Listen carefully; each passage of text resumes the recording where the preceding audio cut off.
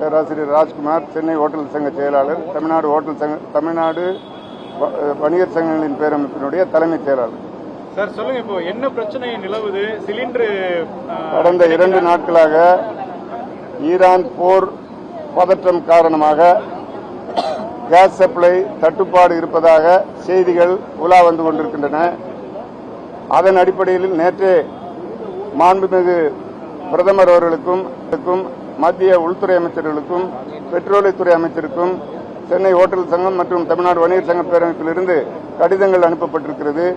அந்த கடிதங்களின் அடிப்படையில் மாண்புமிகு முதல்வர் அவர்களுக்கும் தற்போது நிலவுகின்ற கேஸ் தட்டுப்பாட்டை உடனடியாக முடிவுக்கு கொண்டு வர எஸ்மா ஆக்ட் என்று சொல்லக்கூடிய அத்தியாவசிய பொருட்களின் அடிப்படையில் உள்ள அந்த சட்டம் 1968 அதை அமல்படுத்தி உணவகங்களை எஸ்மா சட்டத்தின் கீழ் கொண்டு வந்து அதற்குரிய கேஸ் தட்டுப்பாட்டை தவிர்ப்பதற்கான நடவடிக்கை எடுக்க வேண்டும் என முதல்வர் அவரிடம் நாங்கள் கோரிக்கை வைத்திருக்கிறோம். அந்த கோரிக்கை பரிசீலித்து உரிய நடவடிக்கை எடுப்பதாக முதல்வர் அவர்களும் தெரிவித்திருக்கிறார்கள். அதன் அடிப்படையில் இன்று மாலைக்குள் கேஸ் எந்தெந்த கம்பெனியில் எவ்வளவு இருப்பு இருக்கிறது என்பதை அரசுக்கு தெரியப்படுத்த வேண்டும் என்கிற செய்தியை அவர்கள் கோரியிருக்கிறார்கள். அதன் பிறகே மேற்கொண்டு நடவடிக்கை எடுத்து நிச்சயமாக உணவகங்கள் மூடப்படும் சூழ்நிலையை தவிர்ப்பதற்கான நடவடிக்கை தமிழக அரசும் மத்திய அரசும் எடுக்கும் என்கிற நம்பிக்கையோடு நாங்கள் எங்களுடைய கோரிக்கை சமர்ப்பித்திருக்கிறோம். ஏற்கனவே கேஸ் புக் பண்ணா அப்பவே அன்னைக்கே கொண்டு வந்து சப்ளை பண்ணுவாங்க. இப்ப கேஸ் புக் பண்ணா 2 நாள் 3 நாள் ஆகும்னு சொல்லிட்டு இருக்கிறாங்க. ஏன்னா எப்பவுமே கேஸ் வந்து 2 நாளைக்கு உரிய கேஸ் ஒவ்வொரு உணவகத்திலும் இருக்கும். அதுக்கு மேல உள்ளதை கட்டாயம் நாங்கள் டெலிவரி எடுத்து தான் உணவுகள் தயாரிக்க முடியும். அந்த வகையில் 2 நாட்களுக்கு 48 மணி நேரத்திற்கு பின்னர் தான் முழுமையான நிலைமை தெரிய வரும்.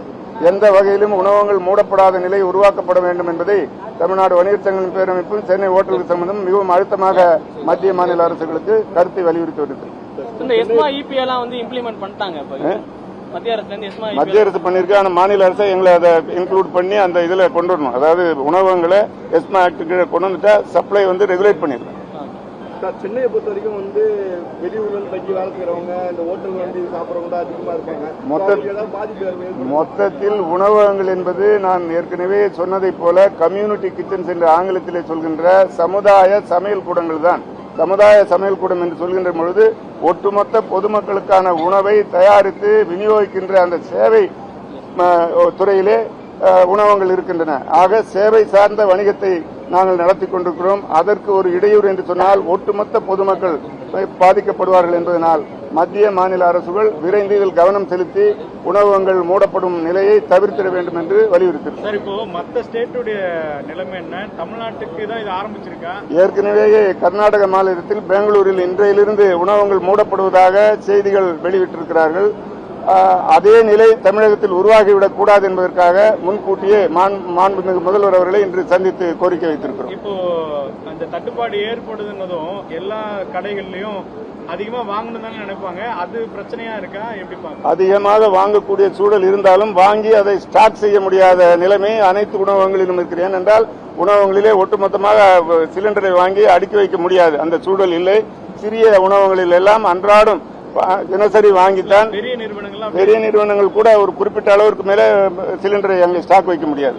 அதுக்கு ஏதோ லிமிடேஷன் இருக்கா? அதுதான் கேக்குறேன். இல்ல எவ்வளவு வேணாலும் முதல்ல வாங்கிக்கலாம்னு இருந்தப்ப இப்ப வந்து ரெஸ்ட்ரிக்ஷன்ஸ் அவங்க வந்து கிடைக்கலன்றது புரிஞ்சுக்கிறேன். ஆமா, ஆனா ஒரு கடைக்கு இவ்வளவுதான் பர்ச்சேஸ் பண்ண முடியுன்ற அந்த தட்டுப்பாடு அதெல்லாம் இன்னும் யாரும் சொல்லல. அந்த மாதிரி யாரும் சொல்லல. இல்ல அப்படி சொன்னாதானே இது வந்து நிறைய பேர் பாதிக்கப்படாம சப்ளை வந்து லேட் ஆகும்னு சொல்றாங்களே தவிர மற்றபடி இத்தனை சிலிண்டர் ரெஸ்ட்ரிக்ஷன்ஸ் இல்ல. அந்த அவங்களுக்கு உண்டான தேவையை அவர்கள் பூர்த்தி செய்யறதுக்கான சப்ளை நிச்சயம் இருக்கும் என்று நம்புகிறோம்.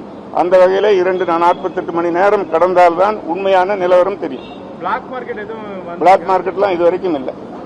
வீட்டு சிலிண்டர் வந்து சில வணிக கடைகள்ல வந்து வீட்டு சிலிண்டர் பெரும்பாலும் நீங்க சொல்றது 99.9% நல்ல ஹோட்டல்கள்ல யாரும் யூஸ் பண்ண மாட்டாங்க.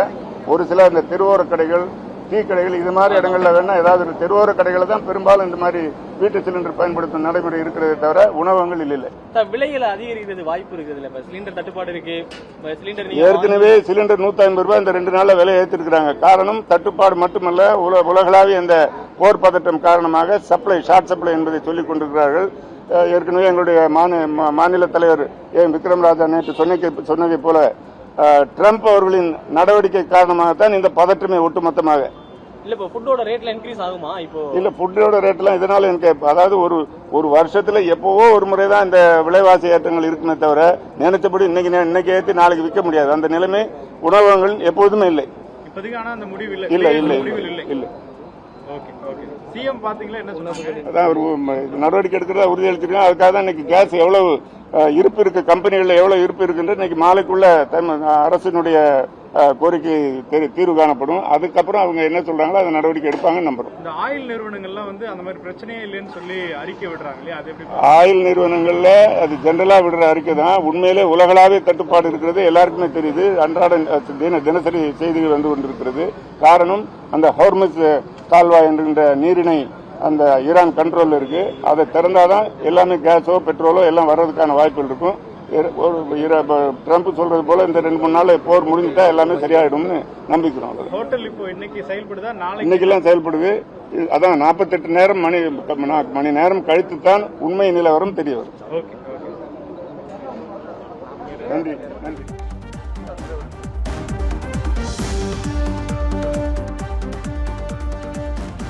சென்னை தலைமை செயலகத்தில் வணிக சிலிண்டர் தட்டுப்பாடு குறித்து முதலமைச்சர் மு க ஸ்டாலினை சந்தித்த பிறகு ஹோட்டல் உரிமையாளர்கள் சங்கத்தினர் செய்தியாளர்களை சந்தித்து பேசிய காட்சிகளை நேரலையில் பார்த்தோம். இவர்கள் கூறியவற்றை பின்வரும் செய்திகளில் விரிவாக பார்க்கலாம்.